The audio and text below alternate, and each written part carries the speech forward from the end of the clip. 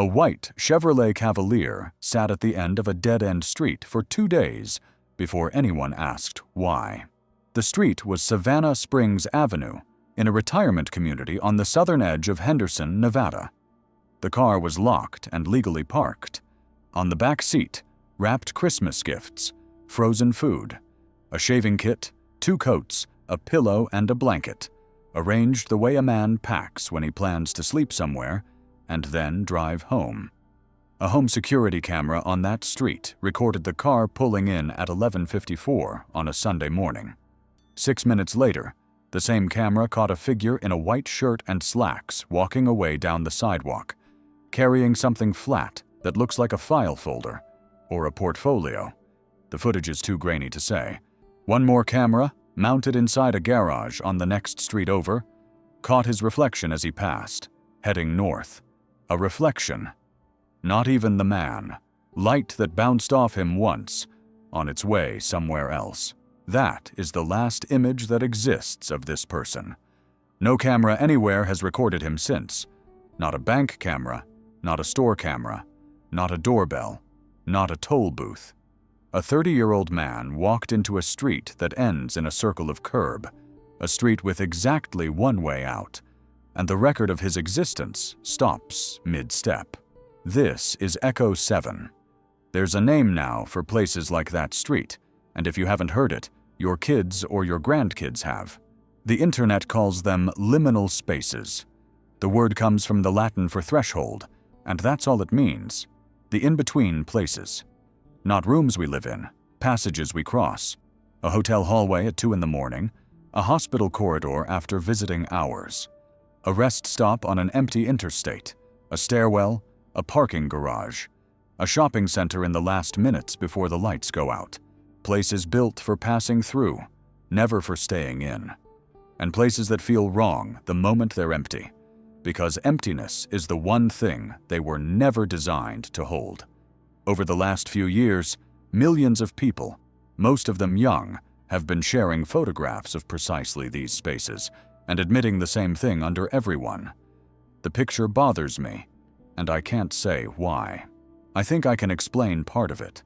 I think somewhere below language, we all recognize a threshold as the one stretch of ground where a person belongs to neither side. I've spent months pulling files on people who were last recorded alive inside these very spaces. A ticket hall, a bus depot diner, a mall concourse, a hotel corridor, a street that ends in a circle of curb. 8 people, 8 ordinary passages, and in every single file, the same defect. The camera caught them going in. Nothing caught them coming out. The most photographed generation of buildings in human history, and the record simply stops. Not in a forest, not on a mountain, but between a bar and a sidewalk, between a parking lot and a front door. A liminal space is a place you're supposed to move through. Nobody says goodbye at the mouth of one. There's no need. The crossing takes seconds. The other side is guaranteed, which means that when the guarantee fails, it fails on the one class of ground where no farewell was ever said. These 8 people went in. The passage never delivered them to the other side. The man from the Cavalier was named Stephen Koecher. He was 30 years old, raised in Amarillo, Texas, one of 4 children, an Eagle Scout, a returned missionary who'd learned Portuguese in Brazil, a devout and careful man with a communications degree and a newspaper past. He'd interned in the office of the governor of Utah. He'd written for a paper his own father edited, and some of his articles won state press awards. Then the recession arrived. The advertising job evaporated, and by the winter of 2009, that he was in St. George, Utah, months behind on rent, handing out flyers for a window washing company and telling his family he'd rather claw his way back on his own than take their money. His passport stayed in his apartment. His clothes stayed folded in his drawers. Nothing about that room said a man preparing to leave his life. But the car said something else. In the 4 days before Savannah Springs Avenue, debit records, gas receipts, and cell tower pings show Stephen driving enormous, unexplained loops through 2 states.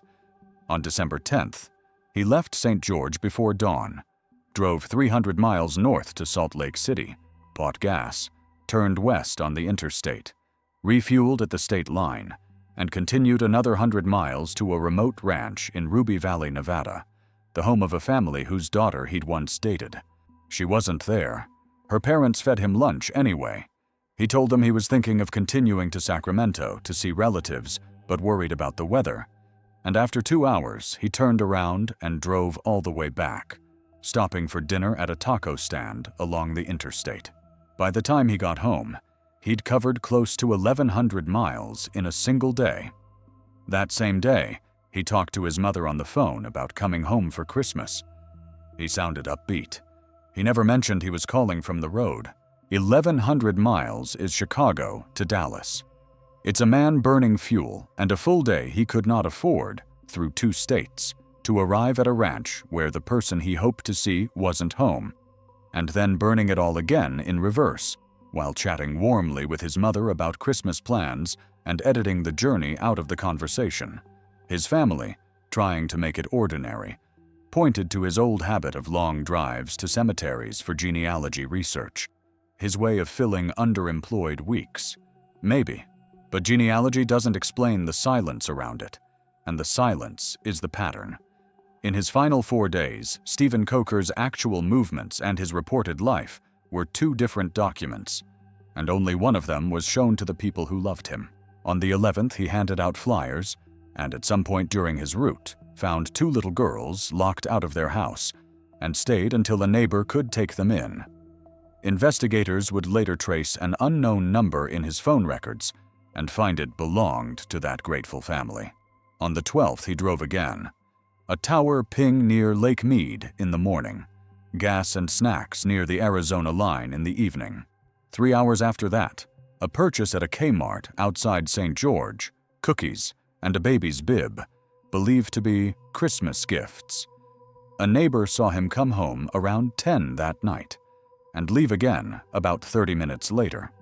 On Sunday morning, 2 friends called him about church meetings scheduled for that afternoon. He told both of them he was in Las Vegas and might not make it back in time, but offered to drive home if he was needed. Neither friend asked what he was doing there. Neither heard anything wrong in his voice.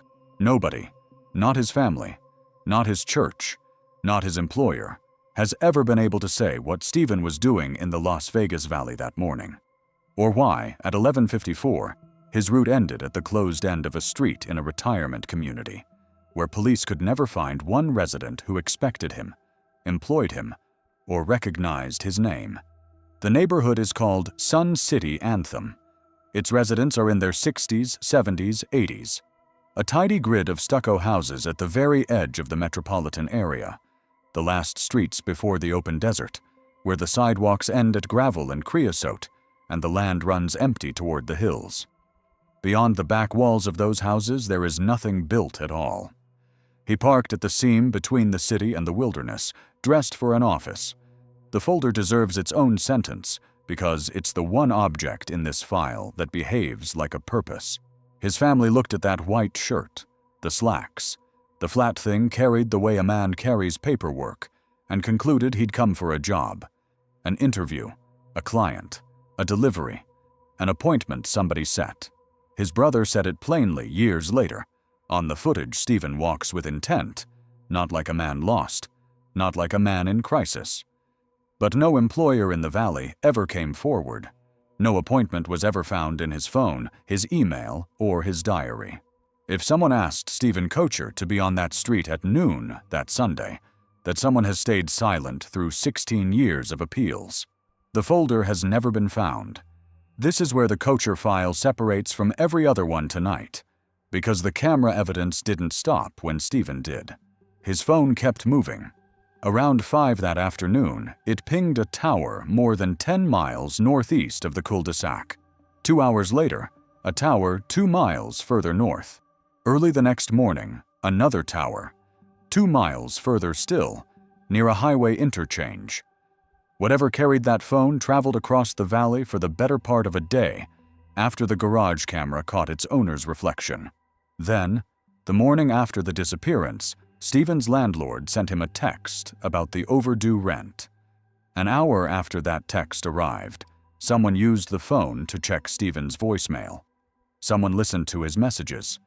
The record can't say who.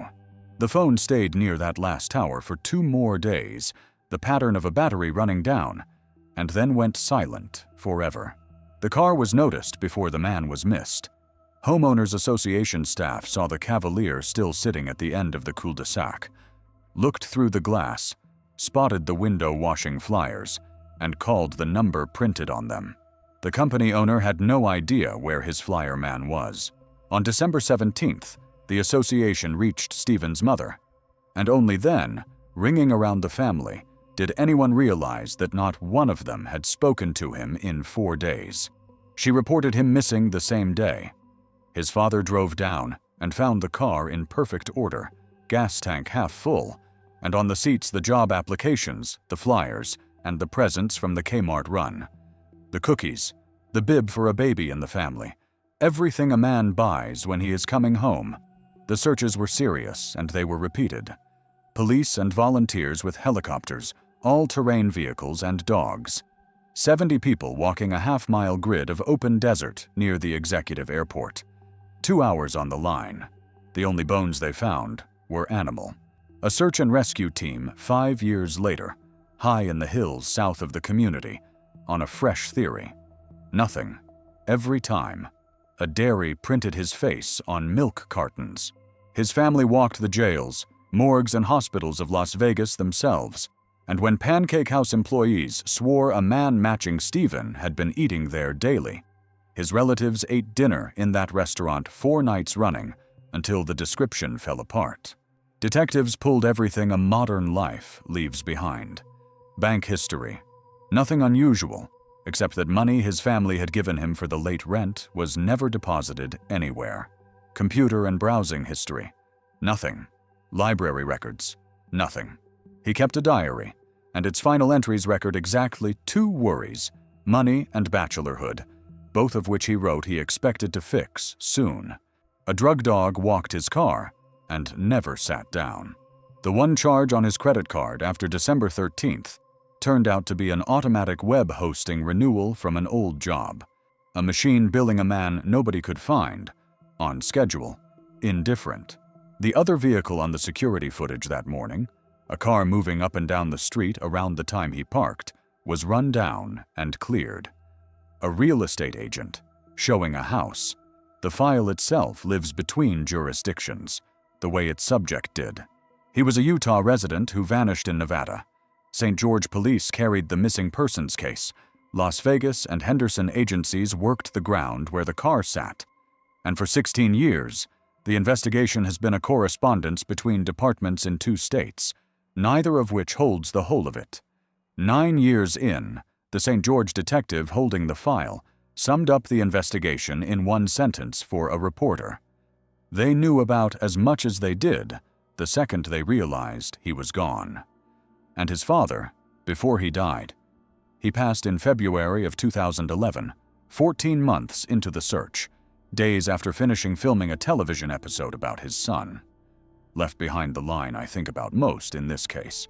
The family, he said, had considered every possibility, and every possibility contains a contradiction.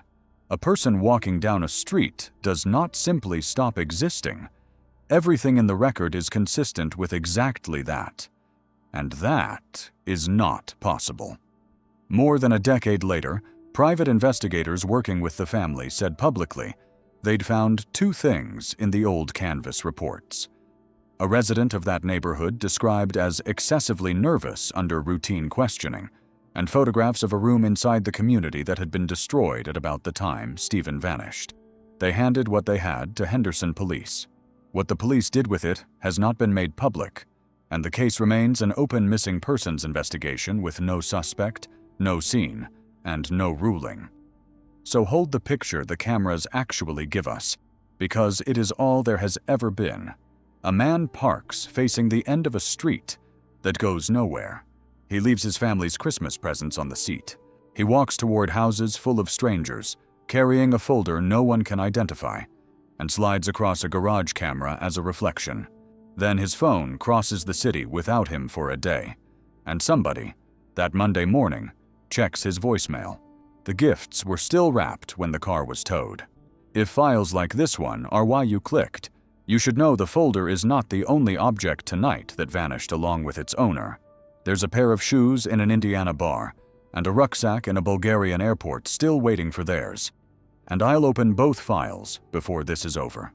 Subscribe, and you'll be here when the rest of this series lands, because the pattern doesn't end at 8. The shoes first.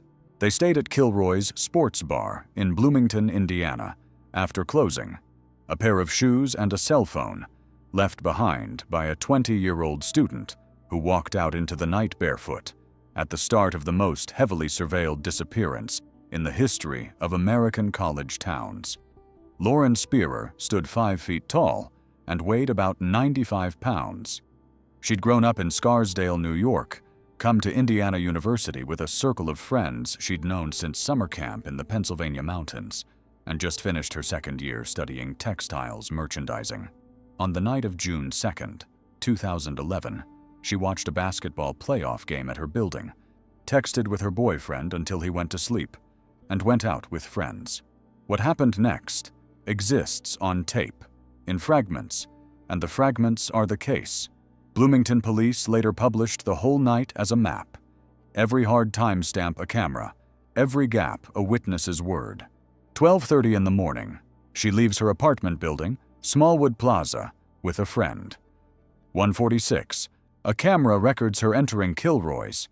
She kicks her shoes off on the bar's sand-covered patio and leaves them there, with her phone. 2:27, a camera records her exiting, barefoot, with another friend from the camp crowd, a young man named Corey. Witnesses put her somewhere past drunk. 2:30, a camera records her entering her own building. Stop on that frame, because the whole night pivots inside it. At 2:30 in the morning, Lauren Spierer is on camera walking into the lobby of the building where her bed is. A passerby is concerned enough by her condition to ask if she's okay. She is 60 seconds from her own apartment door, past the mailboxes, into the elevator, down a carpeted corridor, key in a lock, the whole machinery of home, 1 minute deep, and the camera over the lobby holds the proof that she reached its threshold. She doesn't stay. Thresholds run both directions. Minutes later, she's outside again, and at 2:48, the cameras pick her up entering an alley that runs between College Avenue and Morton Street. At 2:51, she comes out the far end, walking toward an empty lot. The alley cameras hold 3 minutes that the whole investigation has orbited ever since. A girl enters a brick channel behind the buildings at 2:48. She emerges at 2:51 and angles toward an empty lot, a gap in the city, unlit, unbuilt, unwatched. Her keys and her purse were later found along that alley route. Dropped, or set down, or lost. The record only says found. The night's whole inventory was assembling itself behind her, item by item. Shoes and phone at the bar, keys and purse in the alley. By 3 in the morning, Lauren possessed nothing that could open a door, call for help, or protect her feet, and no camera records her noticing. So now she is barefoot, phoneless, keyless, 3 hours into the night, and the tape hands her off to witness testimony, the soft part of any timeline, built from memories formed after 2 in the morning and revised under questioning for years. She and Corey reach his apartment. He's in bad shape himself. By one account, he'd been punched in the face by a man nobody has ever identified during a confrontation at his complex earlier that half hour, and he later said he remembered little. His roommate put him to bed. The roommate would tell police he tried to persuade Lauren to sleep on their couch for her own safety, and that she refused, wanting her own bed. Around 3:30, he called a neighbor, Jay, another friend from the summer camp years, and walked her over to Jay's place instead. Jay noticed a fresh bruise under her eye. She told him she didn't know where it came from. 2 calls went out from Jay's phone, both placed by Lauren, to 2 different friends who might walk her home. Neither picked up. No message was left. At 4:30 in the morning, she left on her own. Jay would tell investigators he watched her from his window as far as the corner of 11th Street and College Avenue, heading south.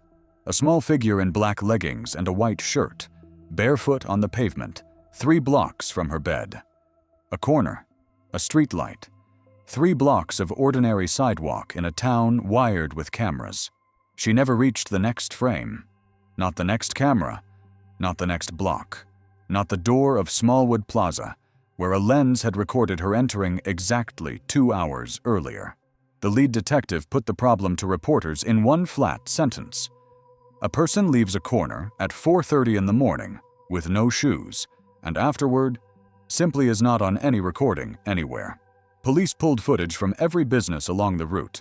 The only vehicle of interest they ever released to the public was a white pickup truck, a mid-2000s model, passing through the area at almost the very minute she stepped off that corner. Its driver has never been publicly identified. Now watch what the investigation did next, because it tells you how seriously they took their own cameras. That same day, detectives arrived at Smallwood Plaza with a warrant for the building's surveillance system. The security office was locked, and no one on site could produce a key, so they took the door down with a battering ram. An agency does not break down a door inside an apartment building for footage it expects to be routine. What those drives showed in full has never been released. What is public is the scale of everything after.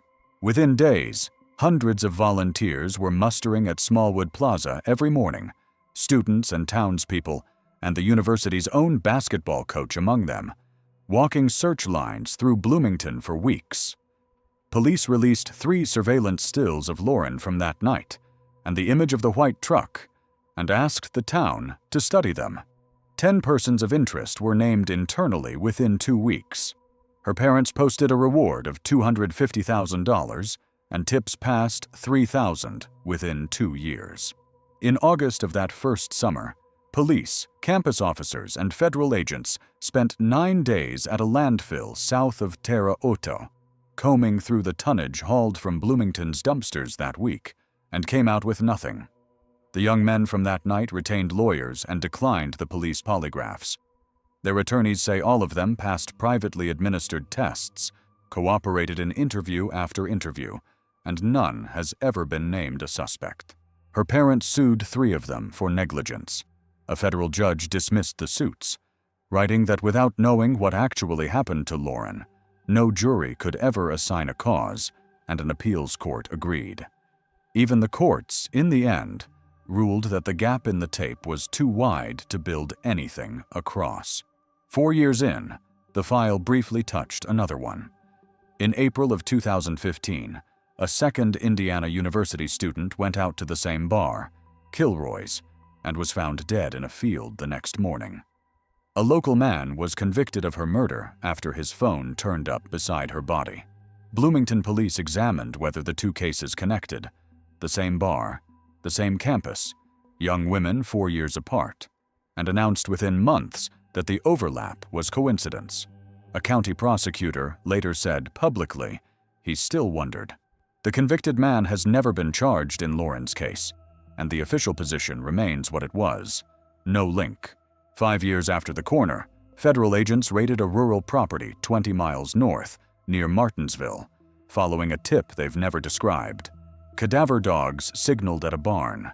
Anthropologists dug and sifted the floor of it. Nothing. Her parents come back to Bloomington year after year.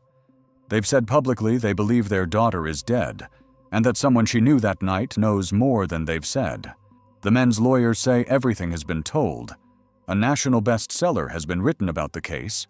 Podcasts have taken it apart hour by hour, and the file at Bloomington Police has never once, in all the years since, been reclassified as cold.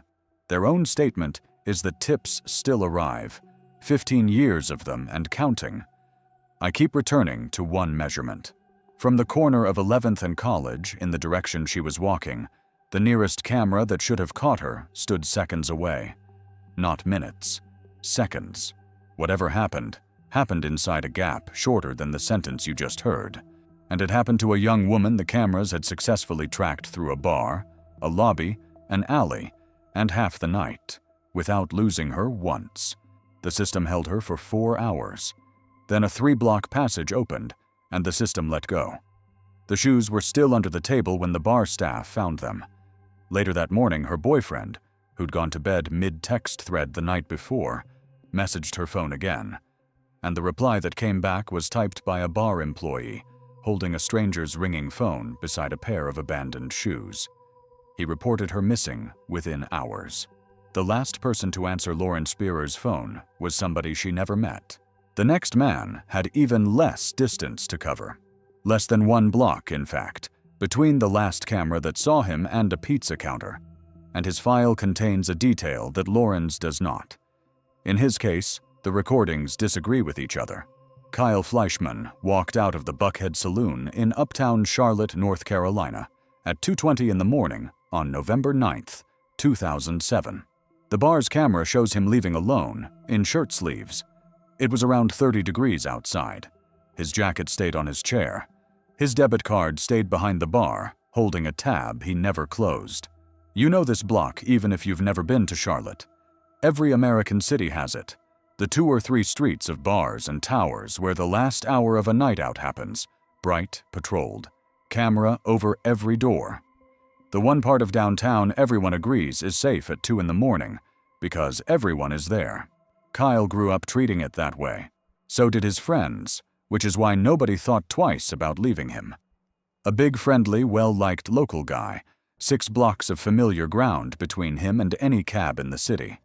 Kyle was 24, a graduate of Elon University, working for a healthcare recruiting agency in the city where he'd gone to high school. His family had moved to Charlotte when he was a teenager because it seemed a good place to raise kids, and Kyle had stayed. A condo in the south of the city with 2 roommates, a wide circle of friends, a young man his father described as someone who trusted everyone. Earlier that evening, he'd been at a comedy show with friends, then drinks at the corner of 5th and College. The friends drifted home through the late hours. He stayed. None of that is unusual, and the first minutes after the door aren't either. He walks up the block, and a camera near a Fuel Pizza captures him on College Street heading towards 6th. Then the record splits in 2. One account, preserved in the missing persons file, has him getting into a cab at Tryon Street. Another, given by a Fuel Pizza employee, has him inside the restaurant at 2:30, alone, ordering 2 slices, in no apparent distress. The employee never saw him leave. Those 2 things can't both be true in the same 10 minutes, and 18 years of investigation have not reconciled them. His phone kept working after both. Call records show him dialing through his own short list, family and a close friend, one after another, the signals bouncing off 2 towers that fenced him inside the uptown grid the whole time. Every call rang out. It was the small hours of a Friday morning. The people he was reaching for were asleep and would spend years afterward with those missed call logs, counting the rings they slept through. What he wanted to say, whether it was a ride or a laugh or something wrong, is not in any record. The phone only proves he was upright, moving, and trying to reach somebody, inside a few hundred yards of one of the most monitored districts in the state. At 3:25, a cab driver believed he saw a young man matching Kyle's description walking north on Davidson Street, away from the center, coatless in the cold, unsteady. North on Davidson leads out of the bright grid entirely, away from the bars, away from the cabs, into blocks that were, in 2007, warehouses, rail cuts, and construction fencing, the unlit back of a city mid-renovation. The driver could never say for certain it was him, and if it was, it's the file's final image. A young man walking out of the lit world in the coldest hour of the night, 1 block at a time, alone. After that, nothing at all. When Kyle failed to answer anyone's calls that Friday, the city moved with a speed most missing adults never get. Police blanketed the blocks around the bar. His parents hired private investigators. Volunteers papered uptown with flyers, and a page his friends set up to coordinate the search drew 50,000 followers. A small city's worth of people refreshing for news about one man who'd stepped out for pizza. Search dogs took his scent north out of uptown and lost it at the edge of a construction site in what's now called Optimist Park, where the foundations of a condominium complex were being poured that same month. His phone was later traced toward a park that police connected to drug activity. The site got built. The condos are occupied. People cook dinner and put children to bed on top of the last ground that held his scent. And his parents have said publicly, for years, that they believe their son met with a crime that night and that the construction site is where he stayed. It has never been excavated. There has never been enough evidence to justify tearing up an occupied building on the strength of a dog's nose from 2007. Charlotte Mecklenburg detectives have said on the record that there is no crime scene, no physical evidence, and no explanation. That leads still arrive after 18 years, and everyone has run out the way the street he vanished from does. A $50,000 reward has never been claimed. His father has said he knew, in the first hour of the first phone call, in a way he could not defend and never needed to revise. Years later, he went to a local station with what he called new clues. Accounts suggesting at least 2 more people laid eyes on Kyle after the bar door closed behind him, sightings the public had never heard about, and made the family's position plain. The answer is local. Whoever knows what happened to Kyle still lives in that city, still drives past that block, and national television, which has covered the case more than once, was never going to shake it loose. Only a neighbor would. The block itself has changed names. The Buckhead Saloon is some other bar now, with some other camera over its door, recording strangers stepping out into the cold and reaching the other end of the street without incident, night after night after night. 2 slices of pizza, a jacket on a chair, a file that says cab, and a witness who says counter. Nobody has ever made those 2 records agree. The machine itself deserves a minute here, because every file in this episode runs through it, and most people have never had a reason to learn how it works. Commercial surveillance isn't a net. It's a scatter of cones. Each camera covers a wedge of space and nothing else. The wedges are aimed at cash registers and doorways rather than at sidewalks, and between any 2 of them lies dead ground. No lens touches. Owners point cameras at what can be stolen, not at who walks past. Recorders overwrite themselves. Many systems hold days or weeks of footage before the loop eats its own tail, which means the tape of a disappearance survives only if somebody thinks to pull it before the machine erases the night as routine. And no law requires the cones to overlap. So a city's coverage is really an archipelago. Islands of record separated by channels of nothing, and the channels trace the very spaces these files are about. The alley mouths, the stair cores, the stretch between one storefront's wedge and the next. You crossed several of those channels today. Between your car and the building. Between the elevator and your floor. You surfaced on some stranger's recorder, sank off the edge of it, surfaced on the next, and none of it registered, because for you the crossings have always balanced. A person moving through a downtown passes in and out of the documented world dozens of times an hour without knowing it. Investigators know it. It's why they speak of last confirmed sightings rather than last moments. The difference between the 2 is the channel between islands, and that difference is where all 8 of these people are. Investigators in every one of these cases ran the same race, mostly invisible to the public, reached the recorders before the loop did. Some of the footage in this episode survives only because a detective knocked on a business door within days.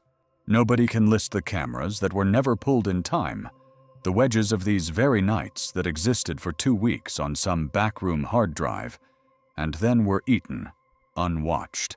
The files we have are the islands somebody saved. The full map is gone everywhere, forever. What the machine can't explain is the arithmetic. The channels are seconds wide. A person mid-stride at the edge of one island should surface on the next, 4 seconds later, 90 feet on. In these files, they don't. The arithmetic simply stops balancing. And no investigator in any of the 8 has ever produced the missing seconds. None of this is a scandal, by the way. It's just what the machine is, and nobody ever promised otherwise. The promise lives in our heads, We see a lens above a door and feel a net where there is only a cone, and the feeling changes how we move. It's why nobody worries on the lit block, why friends leave a friend 6 blocks from a cab, why a family assumes an 8-block walk needs no witness. The cameras don't only record our crossings, they're half the reason we stopped guarding them. In America, at least, the islands are private and scattered. What happens when the space is one continuous, professionally monitored institution? A place where the cones do overlap, where a security division watches the feeds live, where the building itself is designed around knowing who is inside it. One of these files answers that. It's the worst one.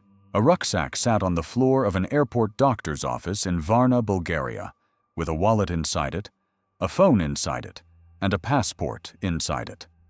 Its owner was on the airport's cameras at that very moment, and what those cameras recorded has been watched more than 16 million times. The airport terminal is the purest liminal space human beings have ever built. Nobody lives there. Nobody is from there. Every person inside it is between 2 other places, and the building's one purpose is to make them briefly not exist anywhere. In July of 2014, a 28-year-old German named Lars Mittank walked into that in-between and never came out the far side of it. Lars worked at a power plant in the north of Germany, in the town where he'd lived his whole life. He was steady, close to his parents. After his father's stroke, he came by after work to help around the house. A football fan on a beach holiday with friends at the Golden Sands Resort near Varna. On the last night of the trip, an argument about football with another group of tourists turned violent, and even that ordinary story frays at the edges. When Lars turned up back at the resort, beaten, his friends came away with different versions of what he told them. Some understood he'd been jumped by the same men from the bar. Others understood the men had paid a local to do it. The accounts never fully matched, and no one was ever charged. Golden Sands itself is a threshold economy, a strip of high-rise hotels between forest and sea, built for people who exist there 2 weeks at a time and are replaced by identical strangers. Nobody is local. Every friendship is 7 days old.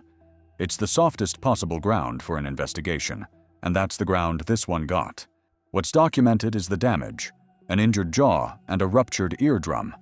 A local doctor prescribed an antibiotic, 500 milligrams of cefprozil, and told him not to fly until the ear healed. His friends flew home without him on July 7th, and they've said he seemed fine when they left him. Calm, already talking about the trip home. That was the day something changed in him, and the record shows it changing hour by hour. He checked into a cheap hotel near the airport, alone. He called his mother in Germany. She would later describe hearing his heart pounding through the phone, and told her people were following him, trying to rob him, maybe kill him. He asked her to cancel his cards. She has said her first thought was simple and physical. Her son was in danger, and she was 2,000 kilometers away with nothing but a phone in her hand. That night, the hotel's cameras recorded him pacing the corridors and, at one point, hiding inside the elevator. A corridor and an elevator, 2 more spaces designed for passing through, and a young man using them as a hiding place in the middle of the night. Whatever he believed was in that hotel, the cameras that watched him hide from it never captured anyone pursuing him. The next day, July 8th, he texted his mother that he'd reached the airport. Everything about the morning says a man going home. The packed rucksack, the ticket, the message to his mother, the stop at the airport physician's office for the clearance his airline required. The doctor, coast to coast off, examined the ear and told him he was fine to fly. That should have been the end of the appointment. It's the last normal minute of the file. Lars didn't leave the office. He questioned the medication he'd been given, turning the pill bottle over. He seemed, in the doctor's later words, nervous and erratic. Then a construction worker walked in. The terminal was under renovation that summer. Workers moved through every corridor of it. And something in Lars broke. He began to tremble. He shouted that he didn't want to die there, that he had to get out. And he ran, away from the flight home, away from his own passport, away from the one building on that coast whose function was to send him back to his mother. The terminal cameras hand him from frame to frame, like a relay. A tall man in a yellow shirt moving fast through the concourse, checking over his shoulder. Through the glass doors, his pace explodes. A flat sprint across the parking area, up and over a barbed wire perimeter fence that stands taller than he does, and down into a field of sunflowers that borders a forest. He clears the fence like a man with something at his heels. The last frame shows the sunflowers closing behind him. Bulgarian police reviewed the footage from every camera on the property, and this is the fact the file keeps circling. Nobody is chasing him. Not in one frame. The concourse behind him is ordinary, travelers, luggage, staff. The construction worker who entered the doctor's office was identified, questioned, and cleared. He had no connection to Lars at all. Whatever Lars was running from does not appear on a single camera pointed at the space he ran through. The searches that followed were large and long, and they had one advantage no other case tonight can claim: a known point of entry, on tape, time-stamped, into a bounded stretch of ground.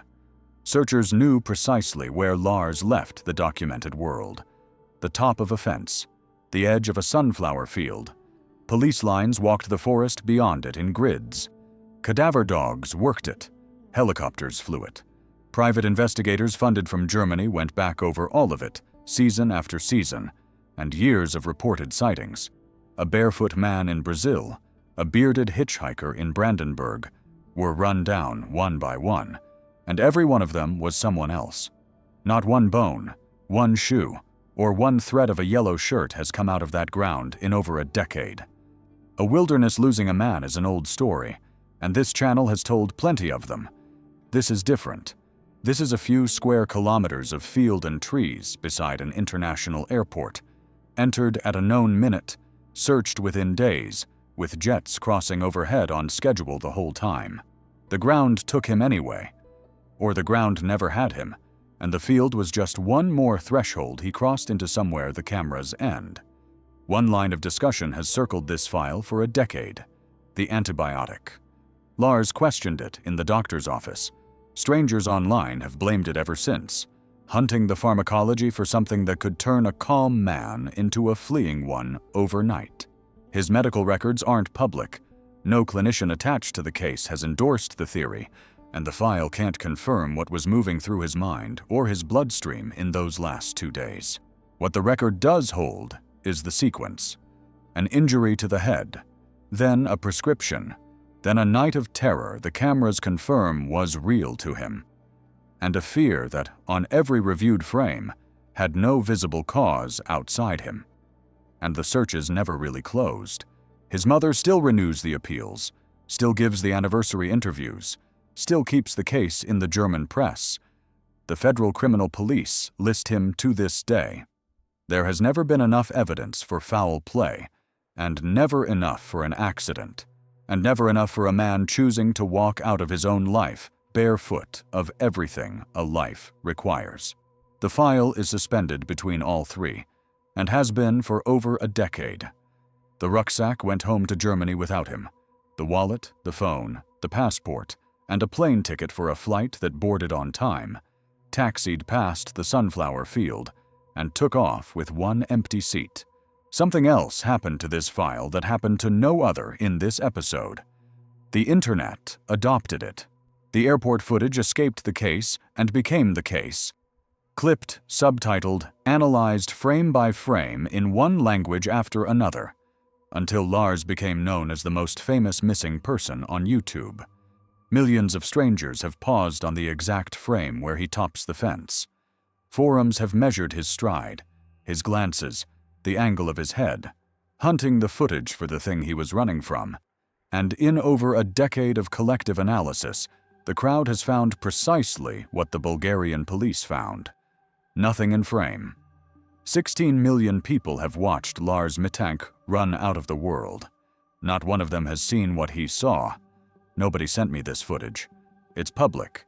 It has been public for 12 years, and the reason I've walked you through it frame by frame is that a family kept it public, so strangers would keep looking. Files like these reach me because people who watch this channel send the ones from their own towns. Subscribe if you want to see the next set, because a viewer has already sent me a case that belongs in it. Before the next file opens, stop on the pattern itself for a moment, because at this point in the research I did. 5,000 miles apart, in different languages, under different agencies, the files repeat one shape. A person enters a passage, a street, a sidewalk, a block, a terminal. The passage is monitored, lit, ordinary, and short. The person is recorded entering it, and the record ends inside it, without violence on tape, without a body, without an exit frame. The internet noticed this class of place before it had a name for it. Photographs of empty malls at closing time, hotel corridors at 3 a.m, stairwell landings under humming fluorescent light, shared by millions, collected into online communities, and captioned again and again with the same confession. I don't know why this picture scares me. Psychologists who study the reaction point to a simple mismatch. These are places our brains file as full, seen empty. Places meant for crowds, holding nobody. The picture promises that someone should be there, and the promise goes unkept, and the oldest alarm in the human head goes off quietly and won't say why. The internet didn't stop at photographs either. Over the past few years, younger users built fiction on top of the feeling, invented stories, traded by millions, about office corridors that go on forever, about slipping through the wrong door in an ordinary building and never finding the way back out. Campfire stories, essentially, except the campfire moved indoors, into the fluorescent light. And here's what strikes me about them. The people telling these stories are mostly too young to remember the malls and concourses in the photographs when they were full. They inherited the buildings empty and invented monsters to explain the feeling. Strip the monsters out, and what's left is a premise that the spaces between places can keep you. The fiction is new. The files I work with say the premise never was. I'd offer the inverse, because the inverse is what these files actually document. The photographs disturb us because a space meant for people holds no one. The cases disturb me because a space meant to be crossed in seconds is holding someone forever. The corridor kept a person. The terminal kept a person. That's the precise wrongness those pictures only hint at, written out in police records with timestamps attached. And there's a second reason the pattern lands the way it does. One nobody likes saying out loud. We treat these places as exempt. Nobody briefs their family before crossing a parking structure. Nobody marks the route to the mailbox. The wilderness cases I usually cover at least involve places we agree are dangerous. A tree line is an honest border, and people who cross it say goodbye first. A corridor makes no such demand. It's the one category of place we enter 10,000 times without once considering that we might not come out the far side. Which means it's the one category of place where no one is ever watching the person who doesn't. Except the cameras. The cameras are always watching. Which is the last twist of the knife in these files, because a camera is the perfect witness in every respect, but one. It never blinks, never forgets, never embellishes, and never, under any circumstances, steps out from behind the glass to help. And the record it keeps has a property nobody designed into it. It's honest about its own edges. A witness will smooth a story over a gap without noticing. Tape won't. Tape says, "Here is where my knowledge ends," to the second, and refuses to say one thing more, which is why these files feel the way they do. Human accounts of disappearances trail off. Camera accounts stop. And in one Nebraska file, the passage kept a person with no cameras at all to do even that much.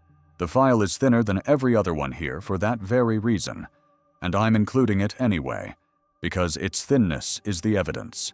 Jason Jolkowski's walk was 8 blocks long, half a mile of residential sidewalk in the Benson neighborhood of Omaha, from his front door on Bedford Avenue to the parking lot of his old high school, on a bright Wednesday morning in June of 2001. Jason was 19. He studied radio broadcasting at a community college across the river and wanted to be a disc jockey. He was quiet, careful, a young man with a small circle of friends who'd never missed a shift at the restaurant where he worked. That morning, his manager called and asked him to come in early. Jason's car was in the shop after a hailstorm, so a coworker offered a ride, and they agreed to meet at Benson High School at 11. Jason struggled with giving directions, and everyone knew the school. The morning itself survives in fragments of ordinary detail. The night before, the family had played a game at the dinner table. Someone says a ridiculous word. First one to smile loses. And Jason, his mother has told reporters, always lost, always cracked first. On the 13th, he did his chores, got ready for work, and started for the school with time to spare. At 10:45, a neighbor saw him in front of his house, helping his little brother carry in the empty trash cans. That is the last confirmed sighting of Jason Jolkowski on Earth. 8 blocks, broad daylight, a route past porches and parked cars and lawn sprinklers through a neighborhood of people home for the summer, where nothing was reported that morning. No scream, no struggle, no stranger, no vehicle anyone remembered. Walk that route today, and you'd cross doorbell lenses and dashboard recorders before the school came into view. In June of 2001, it was the same American street with zero coverage, and the difference bought whatever happened there total, permanent invisibility. His wallet and his phone were still in his bedroom. His bank account, $650, was never touched again. The stretch between his home and the school was the last kind of American space with no eyes on it at all, and it swallowed a 19-year-old between one trash can and a parking lot. The co-worker waited in the school lot with the engine running. 11 came and went. 11:15. Somewhere between her idling car and his front door, on a route she could have driven in 90 seconds, the person she was waiting for had already stopped existing in any record the world keeps. She figured he'd found another ride. The restaurant figured he'd flaked. The family didn't know anything was wrong until the end of the day. And then the system compounded the geography, because an adult man who walks away from home on a summer morning is, on paper, allowed to. It took 10 days before the investigation treated Jason as genuinely missing. 10 days in which his mother called the hospitals herself, checked the untouched bank account herself, stared at the wallet and phone on his dresser, and tried to make an official listen to what those objects were saying. She then spent years turning the failure into law. Nebraska's statewide missing persons database exists because of Jason, created through his parents' campaigning and named for him, so that the next family would lose hours to bureaucracy instead of days. And for over a decade, his parents ran a national nonprofit out of the same grief, teaching other families the search procedures nobody had been able to teach them. It's the only structure in any of these files that a disappearance actually built. Every other file just left a hole. The other 7 people in these files were all recorded walking into the space that took them. Jason's case is the control group. Take away every camera, and the shape stays identical. The short, ordinary crossing, the untouched money, the file that never closes. Jason would be in his 40s now. His mother has said she still catches herself all these years on, listening for the particular way he came through a door. The cameras were never the protection. They were only ever the witnesses. And in a small city on the Canadian prairie, they witnessed 5 straight hours of a girl's last day, and still could not hold on to her. Yorkton, Saskatchewan, has a population of about 16,000, and in 2016 had enough commercial cameras along its main streets to reconstruct almost an entire day of one person's movements. The Royal Canadian Mounted Police did exactly that. They assembled 5 hours of a 16-year-old girl's last morning, business by business, lens by lens, into a single continuous map. The map is complete in every way except one. It has no exit. Mekayla Bali was a quiet 11th grader at Sacred Heart High School. A violin player, a member of the drama club, a girl her mother describes as a homebody who'd never gone anywhere without telling someone. She lived with her mother, her aunt, her grandmother, and 2 younger siblings who adored her. Her grandfather had died the month before. On the morning of Tuesday, April 12th, her grandmother drove her to school like any other day.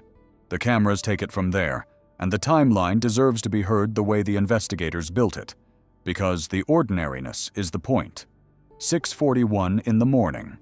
Before school, she texts a friend asking for a ride to the bank. The friend points out the bank doesn't open until 8. 8:20. A school camera records her walking in with her binder. 9 minutes later, she puts the binder in her locker and leaves through the back entrance, alone, walking southeast along a set of railroad tracks, away from her first class. Railroad tracks. Another corridor. Another space that exists only to be traveled through. By about 10 to 9, she's downtown, at a pawn shop called Terry's Pawn and Bargain, trying to pawn a silver ring. The shop declines, she's a minor, and the ring is small. She walks to the TD Bank, then to a Tim Hortons, where she sits for a long stretch among the morning coffee crowd.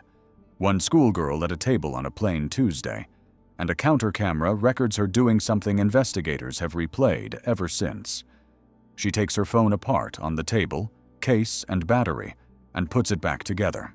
Investigators have never explained the phone moment, and neither will I, but hold it a second longer than the footage does. Taking a phone apart is what a person does to stop being findable, or what a bored teenager does with her hands at a table. The camera can't tell the difference. It's 4 seconds of tape, and it's the only moment in 5 hours where she does anything a 16-year-old wouldn't do, which is why it's the 4 seconds everyone replays. At 12 minutes past 10, she texts a friend that she needs help. A few minutes later, a second text. Never mind. She'd figured it out. Figured what out? The file has no answer. At 10:43, she approaches an older woman in the restaurant and asks for help renting a hotel room. The woman says no, kindly, and later tells police the girl seemed calm. At 10:45, cameras track Mekayla walking west along Broadway Street East. She turns briefly down 7th Avenue, a half block, no more, then comes back, continues west, and passes out of the last downtown frame. Investigators have never established what, if anything, was down 7th Avenue. Early afternoon, she surfaces one final time, at the bus depot on the west side, in the small diner attached to it. Picture the building, because you've been in one. A waiting room with a schedule board, a lunch counter, a door to the platform and a door to the street. Vinyl seats built for an hour of anyone's life at most. Yorkton sits alone on the prairie. The depot was the town's one hinge to everywhere else, and for a 16-year-old without a car, the only machine in 100 miles that could turn a morning's planning into distance. Staff remember her there, unhurried, asking about the bus to Regina, the nearest city, 2 hours south. The RCMP checked the terminal's records against every departure that day and confirmed 2 things that refused to sit together. She never bought a ticket, and she never boarded a bus. At 1:45 in the afternoon, Mekayla Bali walked out of that depot diner. No camera in Yorkton, or anywhere else, has recorded her since. Her phone went dark that afternoon and never reconnected. Her bank account never moved. Her social media, the constant background hum of any 16-year-old's life in 2016, went silent mid-conversation and stayed silent. The family learned she was missing when her grandmother arrived at the school that afternoon to pick her up, and the school said she'd left 7 hours earlier. Everything before that morning argues against everything in it. This was a girl described by everyone as a homebody. The friend she'd had lunch with the day before remembered a completely normal walk back to school. Gossip about parents, nothing underneath. But the record of the morning itself shows planning. The ring she tried to turn into cash, the bank, the question about a hotel room, the question about a bus. A quiet 11th grader spent 5 hours methodically assembling the pieces of a departure, told no one, and then, by every record the RCMP could find, departed on none of them. No ticket, no bus, no hotel. The preparation is all on camera. The journey it was preparing for exists nowhere at all. The investigation that followed has run for a decade and crossed an ocean. The search took the family to Vancouver, into the United States, and overseas, chasing reported sightings that thinned out and died the way they always do. Rumors placed her in Regina, then Saskatoon. The RCMP checked each one and confirmed none. Investigators released the surveillance compilation publicly, the full 5-hour reconstruction, business by business, hoping someone would recognize a face in the background of those frames. A television documentary built around the case went on to win National Journalism Awards and produce nothing the file could use. They appealed for one man in particular, a stranger seen leaving the depot around the same time she did, aged 40 to 50, heavyset, with a tattoo of a cross wrapped in flames below his left elbow. They were careful to say he wasn't a suspect. They only wanted to ask what he saw. The public record does not say whether that man ever came forward. A decade of appeals, a tattoo distinctive enough to describe on a poster, and the file's last human variable remains a description without a name. A man who shared a waiting room with her, walked out into the same afternoon, and dissolved into the same prairie. The reward for information grew from private fundraising to $40,000. And then, on the 6th anniversary, an anonymous donor added $60,000 more in a single day. $100,000, waiting a decade now. And the phone line it advertises has never rung with the right call, though it keeps ringing with the wrong ones, and investigators keep answering, because in a file like this, the right call is indistinguishable from the next one. Every April 12th, her mother holds a vigil in Yorkton. In the first months, she stood at press conferences and spoke directly to her daughter through the cameras, about not knowing whether she was all right, about a pain she called unspeakable, on the chance Mekayla was somewhere with the screen. 10 years on, she says the family still has no idea whether they even have the right to grieve. Her younger brother told her, on his own 16th birthday, that he'd made it past 16, a sentence no teenager should ever have needed to say, and the truest measurement anyone has published of what an unclosed file does to a household. I want to be careful with this case, more careful than with any other in the episode, because Mekayla was 16, and the temptation with a 16-year-old's file is to fill her silences with a story. I won't. The record shows a girl who prepared for something and told no one what. It doesn't show whether the something was hers or someone else's, whether the plan in those 5 hours was made by her, or for her, by a voice on the other end of a phone she'd taken apart on a restaurant table. Both readings fit every frame. That's not a detail of this case. That is this case. Here is what I keep in front of me from this file. A bus depot is a machine for leaving. Schedules, fares, a door to the platform, a door to the street. Every camera, every clerk, every record in that building is designed to answer one question. Who went where? Mekayla stood inside that machine for the better part of an hour, asked it about a destination, declined its ticket, walked out its door. And the machine, built to track departures, has no record of hers. The 5-hour map ends at a doorway. On the other side of that doorway, in the official record of the world, there is nothing at all. She still had the silver ring. The pawn shop had turned it down, so wherever Mekayla Bali went, the one object she'd tried to convert into a journey went with her. Unfound, unsold, unredeemed, like everything else in this file. I read every comment on this channel, and the depot case is here because a viewer from Saskatchewan asked me to pull the file. 2 of the remaining cases arrived the same way, and the set after this one is being assembled from the comment section right now. Subscribe so it can find you when it's done. And if there's a passage in your town that kept someone, a corridor, a station, a street that ends, put the place and the name in the comments. That's where the next investigation starts, because the next file was sent to me with a warning that it breaks the pattern of every case you've heard so far. And it does. Every file until now has had a shape you could hold. The camera records the person entering the passage and fails to record them leaving it. The Wonderland Mall file inverts it completely. In this one, The cameras never recorded the person at all.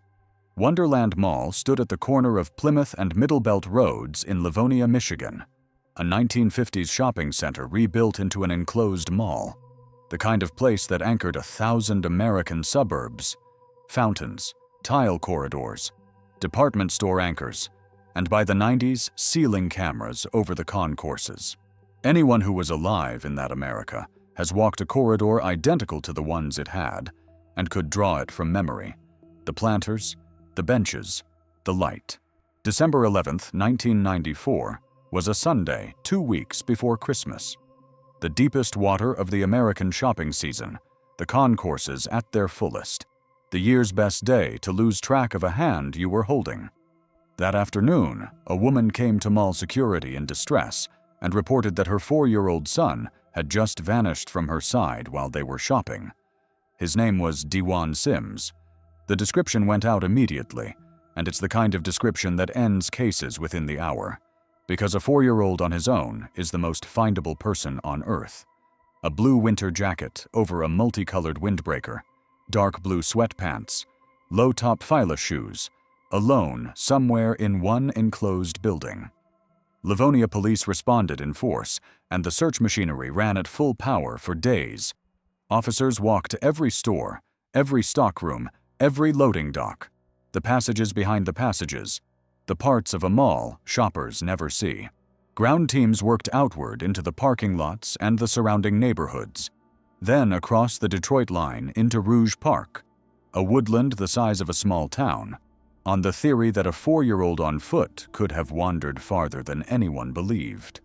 One of the officers on that detail stayed with the department for decades, rose to captain, and has said he never stopped thinking about the case, about the sheer manpower poured into finding one small boy in a winter jacket, and about what the tapes did to all of it. Because then investigators sat down with the mall's surveillance recordings, and the case changed into something no one on that search was prepared for. It matters what surveillance meant in 1994, because the era makes what happened next harder, not easier to dismiss. No digital archive, no facial search. Cassettes, cycling through recorders above the concourses, grainy and slow.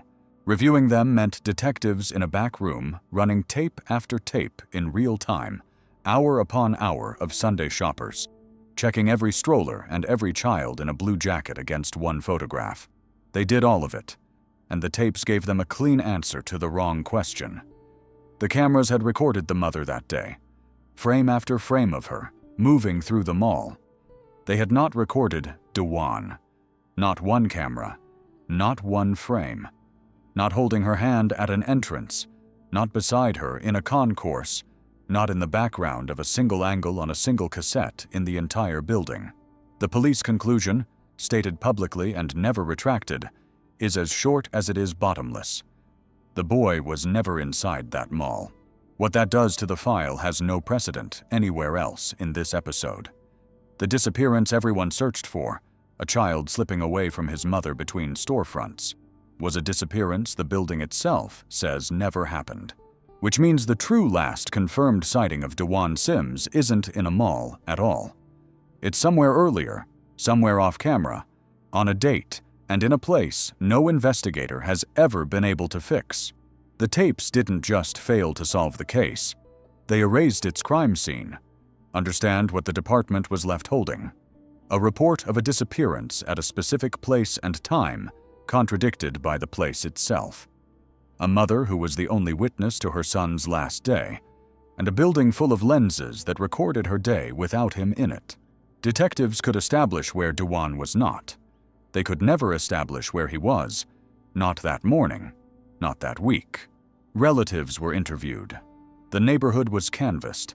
The last independent confirmations of the boy alive were pushed back days before that Sunday, and even those grew soft under questioning. No charges were ever filed against anyone, that year or any year since. The case has never been closed and never been solved.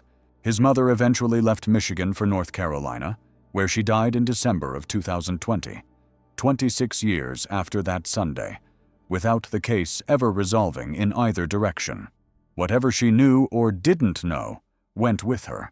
More than 30 years on, the department still marks the anniversary, still asks for tips, still keeps a detective's name attached to the file.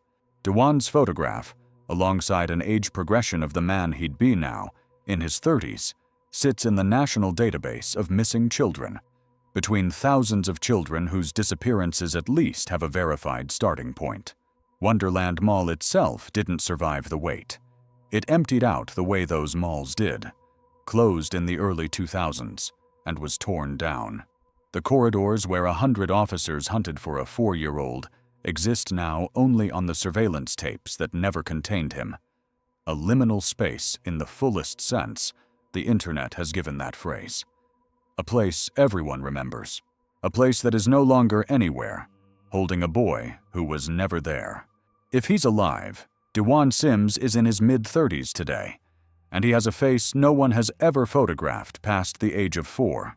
The searchers looked for him in a building. The building says, "Look somewhere else." It has never said where. 3 decades of investigation have produced a photograph, a description of a blue jacket, and a starting point that officially never existed. And nobody, in all that time, has been able to place the last true moment anyone saw Dewan Sims. That's the turn every file tonight was walking toward. The cameras don't just lose people at the exits. Occasionally, they testify that our entire picture of a disappearance, the where, the when, the how, was wrong from the first minute. And once you've seen it happen in Michigan, the question spreads backward through every file that came before. Run it against them. Stephen's phone crossed the Las Vegas Valley for a day after the garage caught his reflection. So which point on that map is the disappearance?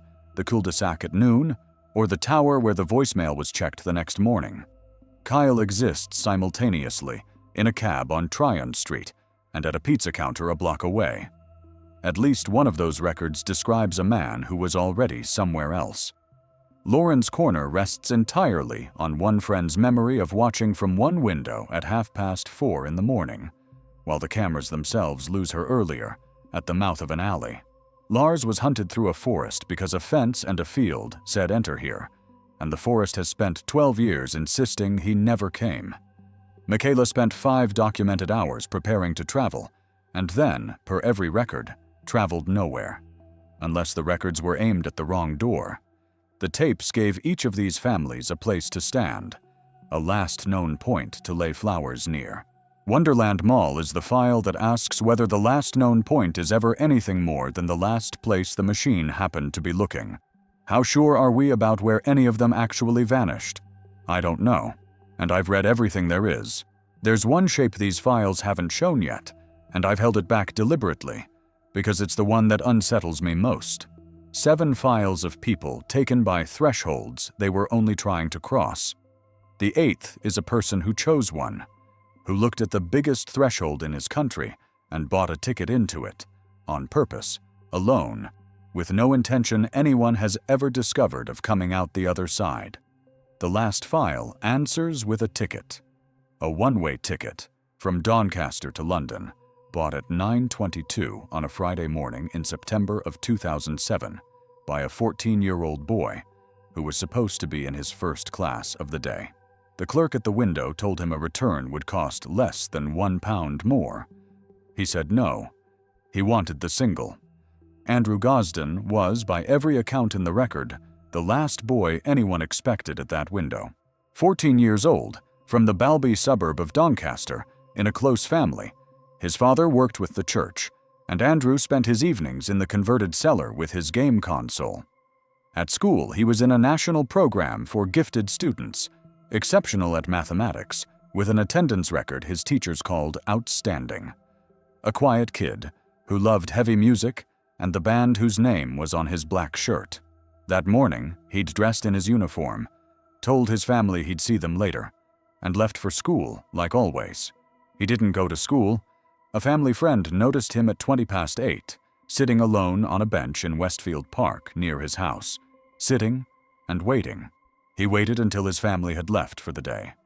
Then he walked back home, let himself in, and changed out of his uniform into the black slipknot shirt, black jeans, and vans. See you later. His family has lived inside those 3 words for going on 2 decades. The last thing Andrew said to them, spoken while, it turned out, a bench and a bank and a ticket window were already arranged in his head. Was it a lie told smoothly by a boy nobody thought capable of one? Or did he mean it? Later, after whatever London was for, a return that something prevented. The words support both readings and confirm neither, which makes them a fair miniature of the file. Whatever he was doing, he had thought about it in advance. And he told no one. A street camera on Littlemore Lane recorded him walking toward Doncaster station. At 9:08, he stopped at a cash machine and withdrew £200, effectively his entire savings.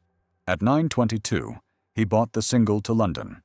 At 9:36, he was on the train. A passenger later remembered a boy alone at a window seat, playing his PSP the whole way down. At 11:20, the train reached London King's Cross, one of the largest and most heavily monitored railway stations in Europe. A hall built to move well over 100,000 strangers a day from one journey to the next. A building that is nobody's destination and everybody's threshold. If this episode has a capital city, it's that concourse. The station cameras picked him up on the platform and carried him through it. A small figure in black, bag on one shoulder, threading a crowd in which every single person, by definition, was on the way to somewhere else. At 11:25, he walked out of the station entrance and out of the last frame. 5 minutes. King's Cross gave him 5 minutes of record, a platform, a concourse, a doorway, and released him into London.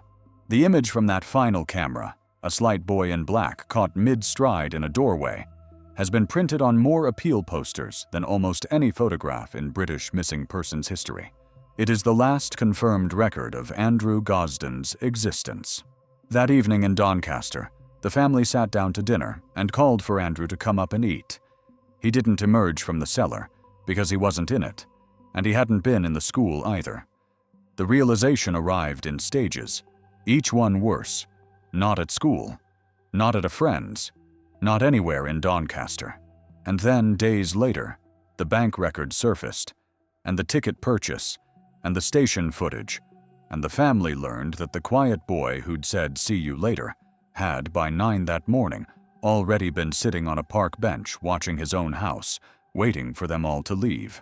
He stepped out into the most camera-dense capital in the Western world, a city that would soon be estimated to carry 1 lens for every dozen or so residents. And the city produced nothing. South Yorkshire police traced everything a police force can trace. The £200 was never followed by another withdrawal. His account never moved again. He took the console, and the passenger on the train saw him playing it. But the family has pointed out for years that its charger stayed in the cellar at home, which means the machine he loved most went dark within hours of his arrival, wherever he was by then. He left no note. He deleted nothing. Detectives examined the family computer and found no plan, no correspondence, no search history pointing at London, no trace of anyone he might have arranged to meet, or any evidence he wasn't meeting anyone at all. The record establishes preparation without ever once establishing purpose. Reported sightings came in for years, dozens of them, from across the country. Oxford Street, Covent Garden, Brighton on the coast. Each one went through the same quiet triage. A description checked, a camera pulled where one existed, a date that didn't hold, another stranger's son in a black shirt. None was ever confirmed. The family worked the case the way families in these files always end up working them. Television appeals, a website, a national charity campaign, age-progressed images of Andrew at 16, at 20, at 30, a photographic guess at a face no camera has verified since he was 14. His father has spoken publicly about the circles a family's mind runs in when there is no body, no note, no motive, and no destination. Around and around, murder to accident to a life lived quietly elsewhere, and which of the 3 it is can depend, he said, on nothing more than the day of the week And underneath all of it, one purchase that refuses to soften. A boy who wanted the single, not the return, when the return cost less than £1. For 14 years, the file produced nothing at all. Then, in December of 2021, it produced something. 2 men, aged 38 and 45, arrested in London on suspicion of kidnapping and human trafficking in connection with Andrew's disappearance. The first arrests in the history of the case. Detectives seized their electronic devices and warned the family the analysis alone could take 6 months to a year. Andrew's father released a careful statement about a family that had carried not knowing for so long, now entering a more intense chapter of the same journey, and asked the public not to speculate. The public speculated anyway, for 2 years, while the devices were read. Both men were eventually released, cleared of involvement. What led detectives to their doors in the first place? What, after 14 silent years, pointed at those 2 names and those 2 charges, has never been made public. The most significant event in the history of the investigation remains a shape under a sheet, visible, undeniable, and completely undescribed. The investigation remains open. Andrew's family still maintains the appeal website, still marks the anniversary every September, and has never moved from the house he walked out of, in case he ever walks back in. He would be in his 30s now.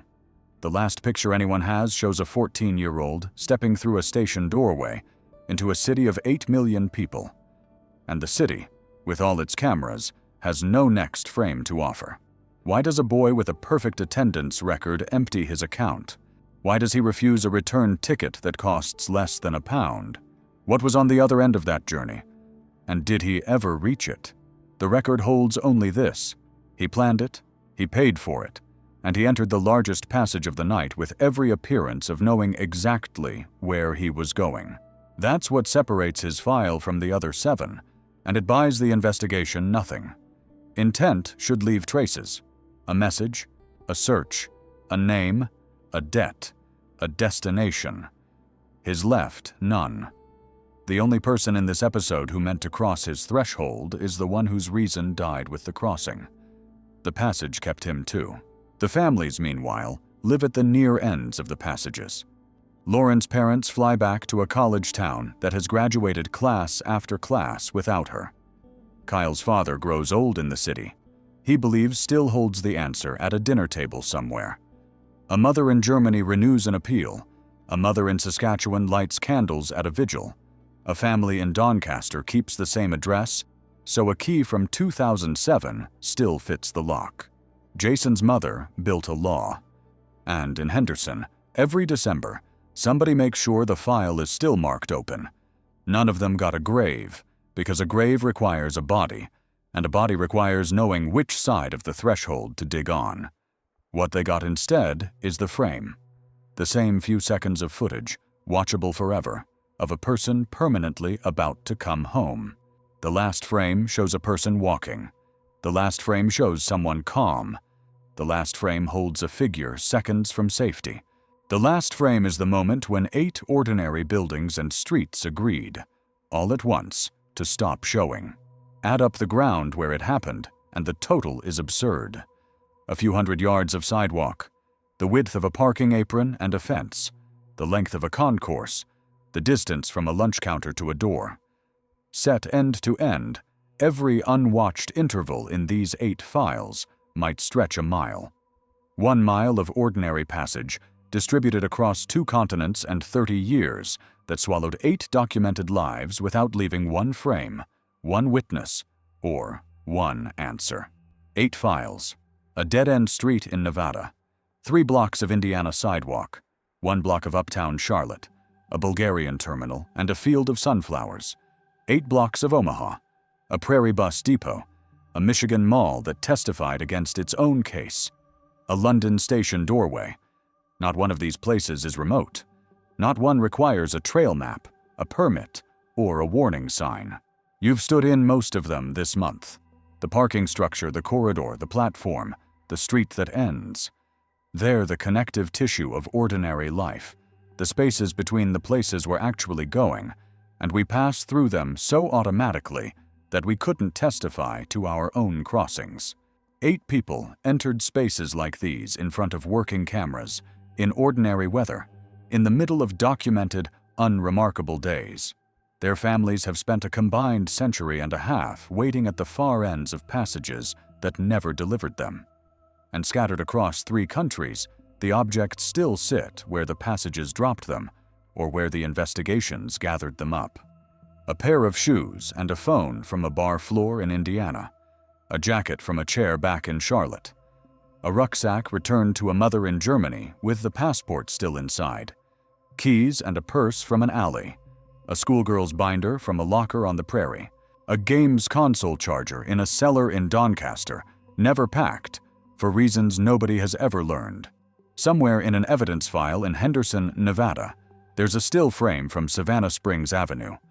A figure with a folder, 1 stride from the edge of the picture, 6 minutes past 11:54 in the morning. Stephen Koecher's Christmas gifts were eventually returned to his family, still wrapped, addressed in his handwriting to the people he was going home to. The gifts made it out of the passage. He is still in there, along with all the others. In the one place no camera has ever been pointed. The space between the last frame and the next one. Watch for the edges of the frames this week. The spot where the lobby camera ends and the stairwell begins, where the platform coverage stops a step short of the door. Once you see those seams, you don't stop seeing them. And this channel lives inside them. Subscribe, and the next set of files opens where this one stops, 1 step past the edge of the picture. Because the cameras are still recording, tonight, over every one of those 8 passages, the cul-de-sac, the corner, the concourse, the doorway where a boy in black stepped off the edge of his own record. Who was the folder for? Why does a person walk out of their own lobby at 2:30 in the morning? What waits on the far side of a threshold that only 1 traveler in a million fails to cross? I don't have those answers. Neither do the machines that watched. They're very good at recording people who arrive, and 16 years now into watching one small street in Henderson, they have never once recorded anybody leave.